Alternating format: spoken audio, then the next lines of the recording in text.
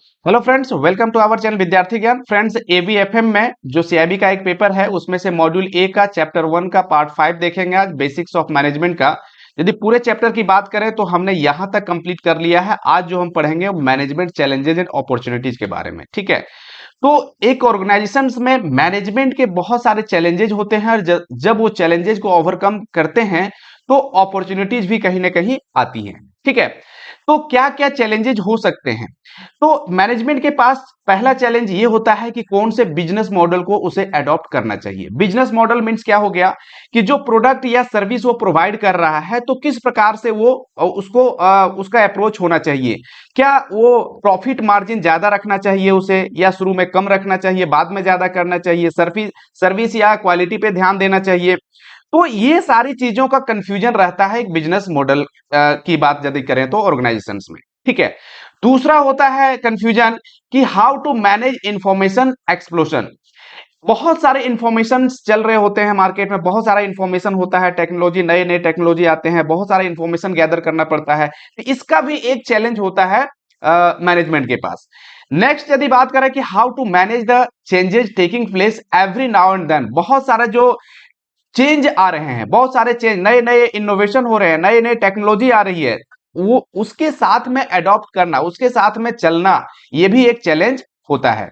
Next बात करें how to face threats of globalisation. Globalisation के बाद कि जब पूरे वर्ल्ड जो है एक कॉमन जब हो चुका है ना, जब बैरियर खत्म हो चुका है, एक कंट्री दूसरे कंट्री के साथ जब ट्रेड कर सकते हैं, बहुत सारी चीजें ग्लोबलाइजेशन के वजह से हुआ है, तो उसके साथ में चल पाना भी एक मैनेजमेंट का एक चैलेंज होता है कि किस प्रकार से इसके साथ में वो चल पाए, ठीक है।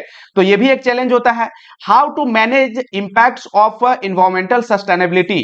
अब मैनेजमेंट के साथ साथ इन्वायरमेंटल सस्टेनेबिलिटी भी ध्यान में रखना पड़ता है। ऐसा नहीं है कि आप बहुत सारे प्रोडक्ट का क्या कर रहे हैं, मैन्युफैक्चरिंग कर रहे हैं, सर्विस प्रोवाइड कर रहे हैं, उसके चक्कर में इन्वायरमेंट खराब हो रहा है। तो इसको भी ध्यान में रखना पड़ता है कि इन्वायरमेंटल सस्टेनेबिलिटी भी मेंटेन रहे, ठीक है। तो इस तरह से ये बहुत सारे चैलेंजेस होते हैं मैनेजमेंट के साथ। अब इसमें से हम एक एक करके देखते हैं कि ये डिटेल में क्या इसका मतलब होता है। तो हम फर्स्ट में बात करते हैं बिजनेस मॉडल। ये जो आपने फर्स्ट में पढ़ा ना कि which business model to adapt, कौन से बिजनेस मॉडल एडप्ट करना चाहिए उसके बारे में। तो यहां भी एक चैलेंज होता है इसको सेलेक्ट करने में, ठीक है। समझिए, business model are based on the types of client to serve. जो आपके कस्टमर हैं, किस प्रकार के कस्टमर आपके हैं, है ना।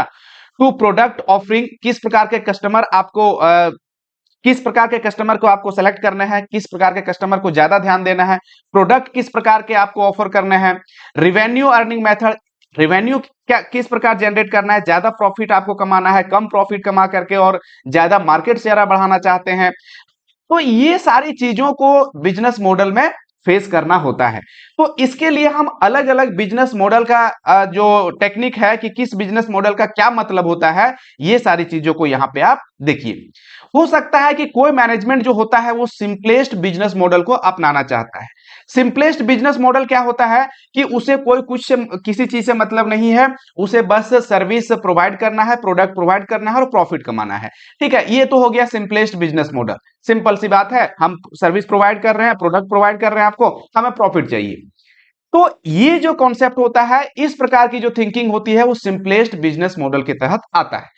लेकिन आजकल के समय में इस प्रकार की बिजनेस मॉडल सिर्फ अपनाने से काम नहीं चलता है, इसलिए डिफरेंट डिफरेंट बिजनेस मॉडल और भी हैं जिसके बारे में हम समझेंगे, जो एक मैनेजमेंट अपना सकता है। जैसे नेक्स्ट हो गया आपका कि सॉल्यूशन प्रोवाइडिंग और consulting service model. Business management ऐसा भी सोच सकता है कि हम जो काम करने वाले हैं वो एक सॉल्यूशन प्रोवाइडिंग मतलब अप्रोच होगा मेरा, कि जो सर्विस और प्रोडक्ट को हम प्रोवाइड करेंगे उसकी जो भी बाद में प्रॉब्लम आएगी उसका सर्विस भी हम देंगे, है ना, कंसल्टेशन सर्विस भी देंगे। तो इस प्रकार के यदि अप्रोच अपनाता है तो वो कहलाता है सॉल्यूशन प्रोवाइडिंग और कंसल्टिंग सर्विस मॉडल। यदि बात करें आईबीएम की तो आईबीएम इस प्रकार की मॉडल को अपनाती है। ठीक है। नेक्स्ट हो गया profit pyramid model. Profit pyramid model क्या हो गया? देखिए पिरामिड का मतलब क्या होता है कि पिरामिड आपका इस प्रकार से यदि बनाए हम तो मीन्स हो गया कि शुरू में आपका लो मार्जिन पे आप प्रोडक्ट या सर्विस प्रोवाइड करते हैं और धीरे धीरे क्या है कि अपना प्रॉफिट मार्जिन को आप बढ़ाते हैं। तो यदि आप इस प्रकार के शुरू में लो प्राइस प्रोडक्ट और सर्विस देते हैं और बाद में उस चीज को ग्रेजुअली आप बढ़ाते हैं तो ऐसे मॉडल को आप प्रॉफिट पिरामिड मॉडल के नाम से जानते हैं। नेक्स्ट बात करें multi component system model. Multi component system model क्या हो गया कि मान लीजिए कि दो प्रोडक्ट आप दे रहे हैं, दो प्रोडक्ट आप प्रोवाइड कर रहे हैं। जैसे यहां पे एग्जांपल की बात करें तो जिलेट एंड एचपी। जिलेट का यदि आप रेजर लेते हैं तो वो क्या है कि आपको नो प्रॉफिट नो लॉस पे मिल जाता है, लेकिन जैसे ही उसके ब्लेड आप लेते हैं तो उससे क्या है कि प्रॉफिट कंपनियां कमाती है। तो यहां पे क्या हुआ कि एक प्रोडक्ट को तो आपको कम रेट पे दे दिया गया, ठीक है, और दूसरे प्रोडक्ट पे आप डिपेंड हो गए हैं। जैसे बात करिए कि एचपी का यदि आप प्रिंटर ले लिए हैं तो एचपी का प्रिंटर ले लिए हैं तो वो प्रिंटर लेने से तो काम चलेगा नहीं, बीच बीच में क्या है कि उसका जो कार्ट्रिज होता है उसे भी चेंज करवाना पड़ता है, उसे भी बदलवाना पड़ता है। तो जब आप उसको चेंज करते हैं तो आप डिपेंड हो जाते हैं किस पे कि एचपी का ही कार्ट्रिज आपको लेना है। तो एक बार एचपी का प्रिंटर तो आप सस्ते में ले लिए, लेकिन इसका जो कार्ट्रिज है उसको आपको लेना ही पड़ेगा, और जब उसे आप लेंगे तो वहां से कंपनी जो है सो प्रॉफिट कमाती है। तो इसमें क्या हुआ कि एक कंपोनेंट तो आपको सस्ते में मिल गया, लेकिन उस पे जो कंपोनेंट दूसरा कंपोनेंट जो डिपेंड है, जो उस पे लगेगा, उसके जो एसेसरीज हैं, उसका रेट को बाद में उससे आपका प्रॉफिट को कमाया जाता है। तो ऐसे बिजनेस मॉडल को मल्टी कंपोनेंट सिस्टम मॉडल जाना जाता है। ठीक है। नेक्स्ट आपका है एडवर्टाइजमेंट मॉडल। इसमें क्या है कि कोई भी चीजें को ज्यादा लोगों तक पहुंचाया जाता है, बताया जाता है। जैसे यूट्यूब की बात करें, गूगल की बात करें, यहां क्या हो रहा है, एडवर्टाइज ज्यादा हो रहा है, ज्यादा लोगों तक पहुंचने की कोशिश किया जाता है, ठीक है, एडवर्टाइजमेंट के माध्यम से। ये भी एक मॉडल है, ठीक है। तो ये सब सारे क्या है बिजनेस मॉडल के अलग अलग प्रकार हैं जो कंपनियां अपना सकती है, और यही कंफ्यूजन होता है, चैलेंजेज होता है कंपनी के पास में। नेक्स्ट बात करें फ्रेंड्स, आपका है switch board model. Switch board model क्या होता है कि यहां पे एक प्लेटफॉर्म होता है, और उस प्लेटफॉर्म में क्या होता है कि सेलर भी अप्रोच करते हैं और बायर भी अप्रोच करते हैं। सेलर प्रोडक्ट को यहां पे प्रोवाइड करते हैं और बायर प्रोडक्ट यहां से क्या करते हैं, परचेज करते हैं, ठीक है। तो इस प्रकार के मॉडल यदि अपनाते हैं तो स्विच बोर्ड मॉडल कहलाता है। जैसे ईबे, अमेजन, फ्लिपकार्ट, इसकी बात करें, अब इसे अमेजन का खुद का प्रोडक्ट तो होता नहीं है, लेकिन क्या है कि जो भी सर्विस प्रोवाइडर है, प्रोडक्ट जो प्रोवाइड कर रहा है, वो अमेजन के पास क्या करता है, अपना प्रोडक्ट को प्रोवाइड करता है, और बायर जो है सो अमेजन के पास जाकर के वहां से प्रोडक्ट लेता है। तो ये जो मॉडल है वो स्विच बोर्ड मॉडल कहलाता है, ठीक है। नेक्स्ट आपका है टाइम मॉडल। इसमें क्या है कि नए नए रिसर्च और डेवलपमेंट किए जाते हैं, समय के साथ जैसे चेंज होते हैं वैसे डेवलपमेंट किए जाते हैं। तो यहाँ पे इस पे ज्यादा फोकस किया जाता है कि कोई भी डेवलपमेंट यदि हो रहा है, कोई वैसा ऑप्शंस है कि कोई नई चीजों को लाया जाए, तो उस पर काम किया जाता है। तो ये टाइम मॉडल कहलाता है। अगला आपका है एफिशिएंसी मॉडल। एफिशिएंसी मॉडल में क्या होता है कि बहुत लो प्राइस पे प्रोडक्ट को प्रोवाइड किया जाता है और मार्जिन भी लो रखा जाता है, लेकिन क्या है कि मास में उस चीजों को प्रोवाइड किया जाता है। जैसे अभी बात करें जैसे बात करें यूट्यूब की, तो यूट्यूब पे क्या होता है, बहुत ऐसे एजुकेशनल चैनल की बात करें, डिफरेंट डिफरेंट चैनल्स की बात करें, तो वो क्या करता है, लो प्राइस पे आपको अपना सर्विस प्रोवाइड करता है, लेकिन चूंकि मास कस्टमर मिल जाते हैं, बहुत ज्यादा कस्टमर मिल जाते हैं उस चीज के लिए, तो वहां पे उसे फायदा हो जाता है। इस प्रकार के जो मॉडल है कि काफी लो प्राइस पे प्रोडक्ट प्रोवाइड करना, सर्विस प्रोवाइड करना, लो मार्जिन भी होता है, लेकिन यहां पे मास में उसे क्या है, क्लाइंट मिल जाते हैं। तो इस प्रकार के मॉडल एफिशिएंसी मॉडल कहलाते हैं। अगला आपका है ब्लॉकबस्टर मॉडल। ब्लॉकबस्टर मॉडल में क्या होता है कि एक पेटेंट राइट मिल जाती है, ठीक है। यदि आप अपना प्रोडक्ट को बना रहे हैं अपने, तो उस केस में आपका एक यूनिक प्रोडक्ट होता है जिसको दूसरा कोई कॉपी नहीं कर सकता है, और उस प्रकार के यदि प्रोडक्ट आप प्रोवाइड कर रहे हैं तो ये ब्लॉकबस्टर मॉडल में आता है कि आप अपना एक पेटेंट राइट लेकर के उस चीज पे काम कर रहे हैं जो दूसरा कोई कॉपी नहीं कर सकता है। ऐसे मॉडल ब्लॉकबस्टर मॉडल कहलाते हैं। नेक्स्ट आपका है profit multiplier model. Profit multiplier model means क्या हो गया कि this model involves developing concept which may और may not be profitable but are used for driving other products through synergy.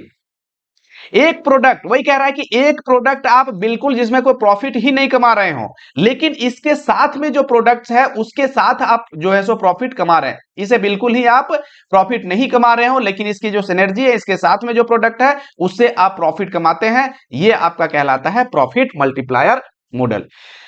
Entrepreneur model, यहां पे क्या होता है, नई चीज के बारे में बात की जाती है। This model deals with offering specialized product और services to client which are not attractive to large competitor. एक लार्ज कंपटीटर जिस चीज को अट्रैक्ट नहीं कर पाती है, वहां क्या होता है कि एक नई चीजों को आपका इवॉल्व किया जाता है, तो बट है पोटेंशियल ऑफ फास्ट ग्रोथ। लेकिन वो चीजें शुरू में तो लगती है कि नहीं ठीक नहीं है, लेकिन उसका ग्रोथ जो होता है बाद में वो ज्यादा होता है। कहने का मतलब हो गया कि नई चीजों को यदि लाया गया उसमें बहुत ज्यादा आपका क्लाइंट नहीं है, लेकिन यदि आप नई चीजों को लेकर के आते हैं और उसका ग्रोथ जो है फ्यूचर में बहुत ज्यादा है, तो उस प्रकार के केस भी आप ला सकते हैं, उस प्रकार के प्रोडक्ट भी ला सकते हैं कि हम नई नई चीजों को नई नई चीज इन्वेंट करेंगे, नई नई चीजों को हम प्रोवाइड करेंगे, ठीक है। जो कि एंटरप्रेन्योर मतलब क्या होता है, एक नया कॉन्सेप्ट लेकर के आना, नया कॉन्सेप्ट लेकर के आना और नए कॉन्सेप्ट के साथ आगे बढ़ना जो मार्केट में नया है, बिल्कुल। तो वैसे मॉडल को बोला जाता है एंटरप्रेन्योर मॉडल, ठीक है। De facto industry standard model, ये क्या होता है, free product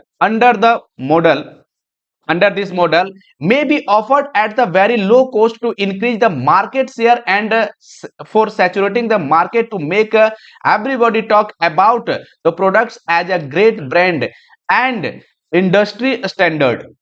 Subsequently the user are offered high and high margin product। यहां भी क्या है कि मार्केट के शेयर को बढ़ाना चाहता है। किस प्रकार में कि प्रोडक्ट जो प्रोवाइड कर रहा है वो वेरी लो कॉस्ट पे, लो मार्जिन पे, लेकिन मार्केट का शेयर बढ़ाता है। मार्केट का शेयर अपना जो पहुंच है प्रोडक्ट का उसको बढ़ाता है, और धीरे धीरे प्रोडक्ट तो इसका ठीक है, लेकिन मार्केट में नया है, मार्केट में नहीं जान रहा है उस चीज को, तो शुरू में क्या कर रहा है कि काफी लो प्राइस पे इसे ऑफर करता है और धीरे धीरे उसका एक ब्रांड बन जाता है, ठीक है। जब प्रोडक्ट आपका अच्छा है, सब कोई पसंद कर रहा है, तो धीरे धीरे वो ब्रांड बन जाता है और इस प्रकार से बाद में उस प्रोडक्ट के जो प्राइस है उसको बढ़ाया जाता है, ठीक है। देखिए अब क्वेश्चन आपके दिमाग में क्या क्या यहां पे आ सकता है। आप कहेंगे कि de facto industry standard model और एफिशिएंसी मॉडल, ये दोनों में क्या अंतर है, क्योंकि यहां भी लो प्राइस लो मार्जिन पे काम किया जाता है, यहां भी आपका लो प्राइस लो मार्जिन पे काम किया जाता है, लेकिन यहां पे हमेशा आपका लो प्राइस लो मार्जिन ही रहेगा, लेकिन मास क्लाइंट होने के वजह से आपका प्रॉफिट यहां पे होता है। लेकिन de facto industry standard model में क्या होता है कि लो प्राइस लो मार्जिन पे काम शुरू में किया जाता है, बाद में इस चीज को बढ़ाया जाता है। जब मार्केट में एक अच्छा रेपुटेशन आ जाता है उस प्रोडक्ट या सर्विस का, तब जाकर के वहां पे मार्जिन को बढ़ाया जाता है, प्रॉफिट मार्जिन को बढ़ाया जाता है, रेट को बढ़ाया जाता है और एक अच्छा प्रॉफिट वहां पे कमाया जाता है, ठीक है। तो उम्मीद है कि सारे मॉडल्स आपको कंप्लीट हो गए होंगे, कहीं कोई कंफ्यूजन नहीं है। तो ये सारे मॉडल हम क्यों पढ़ रहे हैं, क्योंकि एक मैनेजमेंट के पास कंफ्यूजन होता है कि हम किस प्रकार के मॉडल को अपनाएं, ठीक है। चलिए नेक्स्ट बात करते हैं अब कि इंफॉर्मेशन एक्सप्लोजन जो होते हैं, कि बहुत इंफॉर्मेशन है, ये भी एक चैलेंज है मैनेजमेंट के लिए। तरह तरह के इंफॉर्मेशन गैदर करना, उसको स्टोर करना, उस पे काम करना डेटा पे, तो ये भी एक बहुत बड़ा चैलेंज होता है। सारे इंफॉर्मेशन, अलग अलग चेंजेस जो हो रहे हैं, अलग अलग टेक्नोलॉजी जो आ रही है, हर प्रकार के इंफॉर्मेशन को रखना, उस पे डेटा पे काम करना, ये सारे चैलेंजेस भी होते हैं। नेक्स्ट बात करें managing the change. Managing the change means क्या हो गया कि अभी के टाइम में बहुत बहुत ऐसी चीजें होती है जो चेंज की जरूरत होती है। चेंज की जरूरत होती है तो उस चेंज के साथ मैनेजमेंट को चलना भी एक अपॉर्चुनिटी, एक चैलेंज होता है, और चैलेंजेस जब फेस करते हैं तो अपॉर्चुनिटीज भी आती है। तो वही मैनेजिंग द चेंज, यदि अभी गुड है, यदि ऑर्गेनाइजेशन गुड है, तो इसे बेटर बनाना भी ऑर्गेनाइजेशन का क्या है, मैनेजमेंट का क्या है, एक रिस्पॉन्सिबिलिटी होता है, ठीक है, तो वही कह रहा है कि there is nothing permanent except change. यदि बात करें कि कोई भी चीज परमानेंट नहीं होता है, कोई भी चीज परमानेंट नहीं है, सिर्फ चेंज ही ऐसी चीज है जो परमानेंट है। कहने का मतलब चेंज होता ही है, यही एक चीज कह सकते हैं कि परमानेंट है, बाकी कुछ भी परमानेंट नहीं है। ये किसने कहा है? ये कहा गया है आपका हेराक्लिटस के द्वारा बोला गया इस चीज को। एक ग्रीक फिलोसोफर था, हालांकि ये कहां के थे, क्या थे, ये याद नहीं रखना है, लेकिन नाम आप याद रख सकते हैं, पूछा जा सकता है। तो nothing is permanent except change, उन्होंने बोला कि हर चीज चेंज होता रहता है, ठीक है, कुछ भी परमानेंट नहीं है। Generally when the people are well settled in their job they do not want to come out their comfort zone. अब मैनेजमेंट के पास क्या चैलेंज है कि बहुत ऐसे पर्सन होते हैं, एक बार जब कंफर्ट जोन में चले जाते हैं तो वो क्या है, चेंज पसंद नहीं करते हैं किसी भी प्रकार के। They do not want to learn new techniques of management, नई चीज सीखना नहीं चाहता है वो। एडॉप्ट टू न्यू टेक्नोलॉजी, नई टेक्नोलॉजी को एडॉप्ट नहीं करना चाहता है ना। Undergo training and on their skill, वो नए स्किल सीखना नहीं चाहते हैं। तो ये कौन करता है कि बहुत ऐसे जो सेटल्ड हो जाते हैं एक बार जॉब में, तो वो इस प्रकार के चेंजेस को नहीं स्वीकार करना चाहते हैं। तो यही तो चैलेंज है मैनेजमेंट के पास कि उसको करना, उससे करवाना, उससे चेंज लाना, ठीक है। तो ये एक क्या है, चैलेंज है मैनेजमेंट का, ठीक है। तो मैनेज करना चेंज को, जैसे न्यू प्रोडक्ट एंड सर्विस, ये अभी बताया कि किस प्रकार से नई नई चीजें इवॉल्व हो रही है, उसके आधार पे नए नए चेंज को लाना, तो उसको अडेप्ट करना। टेक्नोलॉजी हो रहे हैं तो उसके साथ आप ऑर्गेनाइजेशंस को क्या करना, अडेप्ट करवाना। एम्प्लॉय मैनेजमेंट, एम्प्लॉय को उस रूप में ढालना, है ना। तो ये सारी चीजों को लेकर के मैनेजमेंट को चलना पड़ता है, जो भी एक चैलेंज है मैनेजमेंट का, ठीक है। तो ये समझ में आ गया। अब लास्ट टॉपिक है ग्लोबलाइजेशन एंड इन्वायरमेंटल सस्टेनेबिलिटी। अब देखिए मैनेजमेंट के पास क्या होता है, बहुत सारे चेंजेज आते हैं, बहुत सारे चेंजेज के बाद उसके पास एक रिस्पॉन्सिबिलिटी होती है कि वो सारे चेंजेस के साथ अपने मैनेजमेंट में, अपने ऑर्गेनाइजेशंस में प्रॉफिट तो कमाइए, लेकिन उसके साथ इन्वायरमेंट भी ध्यान रखना है, वातावरण का भी ध्यान रखना पड़ता है। ऐसा नहीं है कि आप सिर्फ प्रॉफिट कमाने पे ध्यान दे रहे हैं, प्रोडक्ट या सर्विस पे ध्यान दे रहे हैं और आपका इन्वायरमेंट का क्या इफेक्ट हो रहा है उस पर ध्यान नहीं दे रहे हैं। तो ये भी एक चैलेंज है, इसे भी मैनेजमेंट को लेकर के चलना पड़ता है, ठीक है। तो ग्लोबलाइजेशन के बाद ये चैलेंज ज्यादा बढ़ गए हैं मैनेजमेंट के साथ, ठीक है। Without environmental sustainability, economic stability and social cohesion can not be achieved. ये फिल हार्डिंग के द्वारा बोला गया है कि बिना इन्वायरमेंटल सस्टेनेबिलिटी को, वातावरण को ध्यान में रखते हुए, उसके साथ में अपने मैनेजमेंट के साथ वातावरण को भी ध्यान में रखते हुए यदि आप काम नहीं करते हैं तो सिर्फ तो आपका इकोनॉमिक स्टेबिलिटी और सोशल कोहेजन आपका अचीव नहीं हो सकता है, ठीक है। तो इसलिए ये भी एक चैलेंज है मैनेजमेंट का। The world today has become more and more aware about the threats of environment। ये पता ही है आपको कि बहुत ज्यादा थ्रेट है एनवायरमेंट की बात यदि हम करें तो, है ना, आज के टाइम में। This add to responsibility and accountability of the management. और ये मैनेजमेंट, क्यों मैनेजमेंट का भाई, क्योंकि जो भी है कंपनियां हैं जो उसे मैनेज कर रही है, जो भी फर्म्स है, यही तो प्रोडक्ट और सर्विस को प्रोवाइड करती हैं। तो यदि ये जो मैनेजमेंट है ये सही रूप में काम करे तो डेफिनेटली जो है सो इन्वायरमेंट की जो प्रॉब्लम है वो दूर हो सकती है, ठीक है। तो एक चैलेंज है मैनेजमेंट के साथ कि उसको सही से लेकर के चलना साथ में। The global challenges faced by us includes, अब कौन कौन से चैलेंजेज हैं ग्लोबल्स की बात करें तो पॉवर्टी भी है, इनइक्वालिटी है, क्लाइमेट चेंजेज है, इन्वायरमेंटल डिग्रेडेशन है, पीस एंड जस्टिस है। ये सारे चैलेंज है अभी की बात करें, जो ग्लोबली यदि हम बात करें तो ये सब प्रॉब्लम फेस किया जा रहा है। तो ये सब प्रॉब्लम को ध्यान में रखते हुए ही मैनेजमेंट को काम करना है, ठीक है। Because of this issue environmental sustainability has emerged as a hot topics in 22nd century, and the United Nations has fixed following sustainable development goals which are the blueprint to achieve a better and more sustainable future for all। तो ये सारी चीजों को सही से चले इसके लिए यूनाइटेड नेशन ने क्या कहा कि आप कुछ चीजों को ध्यान में रख करके काम करिए जो एक ब्लूप्रिंट के रूप में काम करेगा कि एक अच्छा सस्टेनेबल फ्यूचर हमारा हो पाए। ठीक है, जैसे क्या है कि नो पॉवर्टी, नो पॉवर्टी को ध्यान में रख करके काम करिए कि ऐसा मैनेजमेंट आप में काम ऐसा मैनेज करिए चीजों को कि नो पॉवर्टी जो है, जो एक इशू है वो आपका रिजॉल्व हो सके। नो पॉवर्टी हो मतलब कोई गरीब ना हो, इस प्रकार काम करिए, अपने प्रोडक्ट को प्रोवाइड करिए। जीरो हंगर हो, कोई भूखा ना रहे, है ना। क्वालिटी एजुकेशन आप प्रोवाइड करें, जेंडर इनइक्वालिटी पे काम हो, ठीक है। Affordable and clean energy, responsible consumptions and productions, ठीक है। Climate actions, peace, justice and strong institutions, partnerships etcetera. ये सारी चीजों को ध्यान में रखते हुए काम करना है। ठीक है, ये किसके द्वारा बोला गया है? यूनाइटेड नेशंस के द्वारा बोला गया है कि मैनेजमेंट को ये सब भी ध्यान रखना है। और यदि आप ये सब ध्यान रखते हैं, इसका मतलब क्या है कि आपके पास एक चैलेंज है ना। इसलिए हम लोग पढ़ रहे हैं क्या? मैनेजमेंट चैलेंजेस पढ़ रहे हैं। तो ये ग्लोबलाइजेशन एंड इन्वायरमेंटल सस्टेनेबिलिटी जो है, ये भी एक चैलेंज है मैनेजमेंट के लिए। ठीक है, तो इस प्रकार से ये टॉपिक जो था वो कंप्लीट हुआ। नेक्स्ट के वीडियो में हम लोग नेक्स्ट जो टॉपिक बचे हुए हैं उसे कंप्लीट करेंगे, है ना। उम्मीद करते हैं कि नेक्स्ट वीडियो में कंप्लीट कर दें ये चैप्टर आपका। तो यदि आपको अच्छा लग रहा है, किसी प्रकार की कोई प्रॉब्लम नहीं है, तो कमेंट करिए, बताइए कहीं दिक्कत है तो, और नहीं तो चैनल को सब्सक्राइब करिए नए हैं तो, और जितना ज्यादा हो सके दूसरों के पास शेयर करिए ताकि दूसरों तक इसकी रीच पहुंच पाए, उसे भी फायदा हो पाए। क्योंकि आपको पता है कि कंप्लीटली फ्री यहाँ पे कंटेंट वीडियो प्रोवाइड किए जाते हैं। ठीक है, थैंक यू।